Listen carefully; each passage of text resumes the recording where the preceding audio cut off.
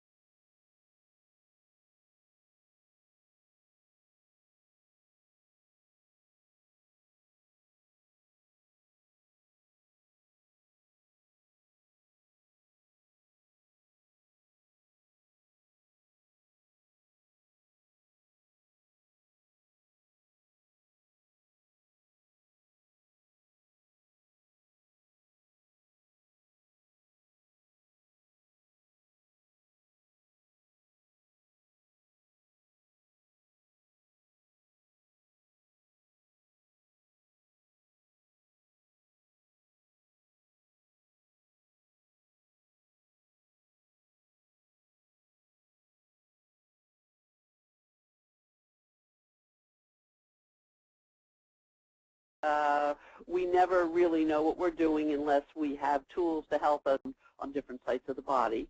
So there is no reason at all to have that you could ever override this edit. Excuse me, my nose is stuffy because of allergies. We can talk about that some other time.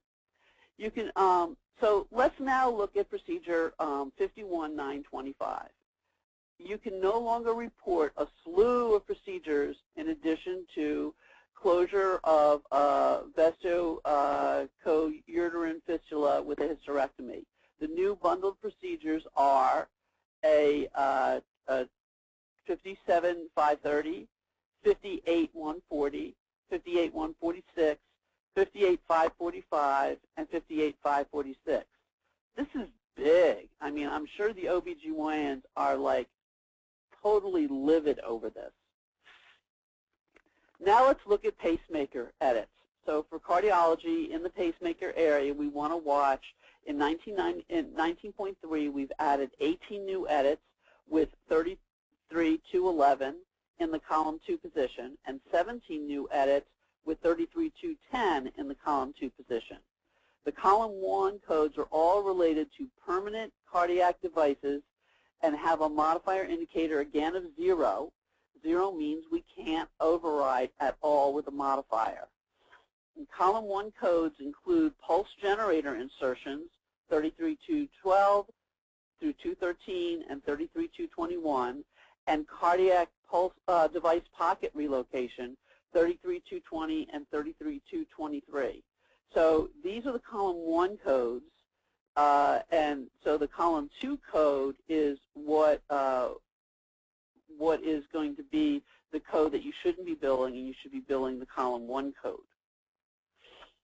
The other column 1 codes are left ventricular pacing electro insertion 33.225, pacemaker pulse generator removal replacement 33.227 to 33.229, ICD pulse generator insertion 33.230 through 231, pacemaker pulse generator removal 33.233, pacemaker cardioverter defibrillator post-generation insertion, removal, and replacement. And you see the codes there on the slide. The additional edits for 33.211 is a new edit bundling of 33.211 into 33.506. CCI already had this edit in place for 33.210 into 33.506. So if you do pacemaker coding, it's very important that you take a look at this and don't get caught with improper unbundling.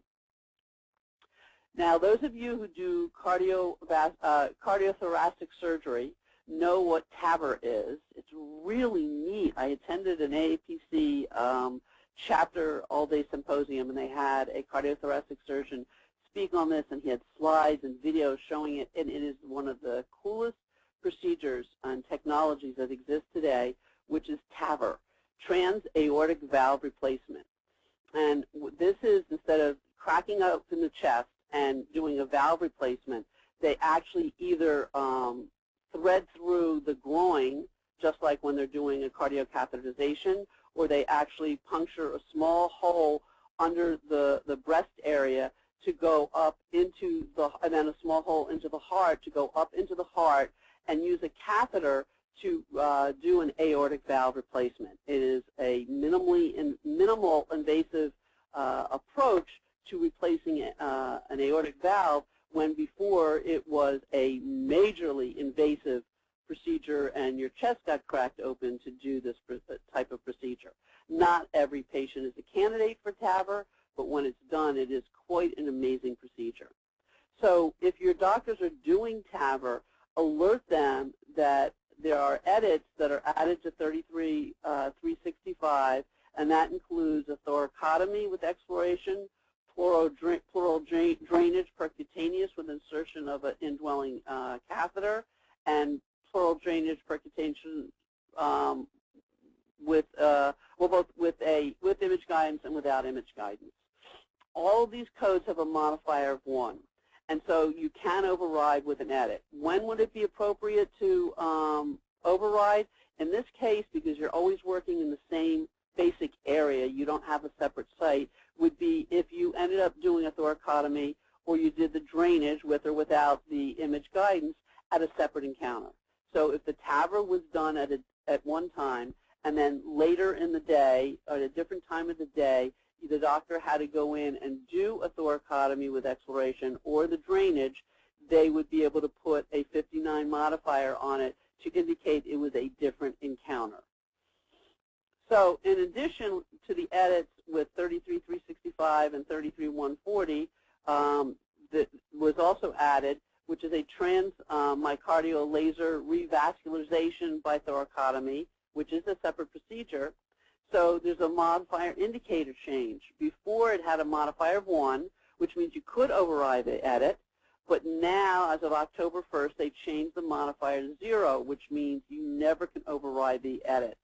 So if the doctor is doing transmyocardial laser revascularization by thoracotomy with a TAVR, it doesn't matter. You can never override the edit. It doesn't matter if it's a separate encounter. You cannot bill it, she cannot bill it, and it's just not going to be separately billable. So let's look at our digestive systems. Don't get too excited about many surgical procedure edit pairs deletion within 19.3. Although the latest version contains some real surprises that won't make you very, very happy. For example, of the 30 deleted edit pairs of the digestive system, which is our 40,000 level codes, almost all make an appearance in the new CCI 19.3 under a different guise, which means it could have been moved from column 1, column 2 to mutually exclusive, or it could have flipped from column 1 to column 2, etc. So they're not real deletions. And the change might be worse from you because many of the code pairs are changing to a modifier 0, which means there's no override ever allowed, even if they're done in a different encounter. 19.3 limits how you can report esophageal procedures in the range of 43.107 to 124. That includes a total near esophagectomy, esophagectomy 43.107 to 43.113, or a partial esophagectomy 43.166 to 43.123. You'll find each of these codes in the range of 43.107